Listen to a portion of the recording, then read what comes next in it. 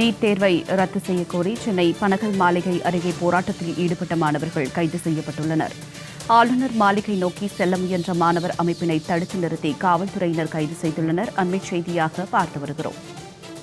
தடுப்புகளை தள்ளிவிட்டு செல்ல முயன்ற மாணவர்கள் காவல்துறையினர் இடையே தள்ளுமுள்ளு ஏற்பட்டதால் பெரும் பரபரப்பு ஏற்பட்டுள்ளது.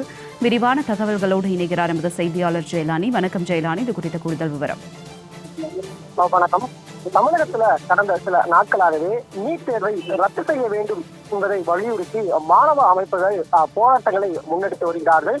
இந்த நிலையில சென்னை சைதாப்பேட்டையில் இருக்கக்கூடிய பனகல் மாளிகை பகுதியில மாணவ அமைப்பினர், குறிப்பாக அனைத்து இந்திய மாணவர் பெருமன்றம் கூட்டமைப்பு சார்பாக சுமார் 50க்கும் மேற்பட்ட மாணவர்கள் ஆளுநர் மாளிகையை முற்றுகையிட முயன்றதால் அந்த பகுதியில பாதுகாப்பு என்பது நிலவியது. குறிப்பாக இவர்கள் முன்வைத்த கோரிக்கை என்பது நீட் தேர்வை நிரந்தரமாக ரத்து செய்ய வேண்டும் உள்ளிட்ட கோரிக்கைகளை முன்னிறுத்தி அந்த போராட்டத்துல ஈடுபட்டு வந்தார்கள். இந்த நிலையில காவல்துறையினர் அங்கு குவிக்கப்பட்டு பேரிகேடுகள், தடுப்புகள் அமைக்கப்பட்டு அவர்கள் தடுத்து நிறுத்தப்பட்டார்கள். அதனையும் மீறி அவர்கள் ஆளுநர் மாளிகையை முற்றுகையிட முயற்சி செய்ததால் அந்த பகுதியில் பரபரப்பு நிலவி. இதனைத் தொடர்ந்து காவல்துறையினர் போராட்டத்தில் ஈடுபட்டு வந்த மாணவர்களை கைது செய்து காவல்துறை வாகனங்களை ஏற்றி தற்போது சமாதான நிலக்கூடங்களுக்கு கொண்டு சென்றிருக்கிறார்.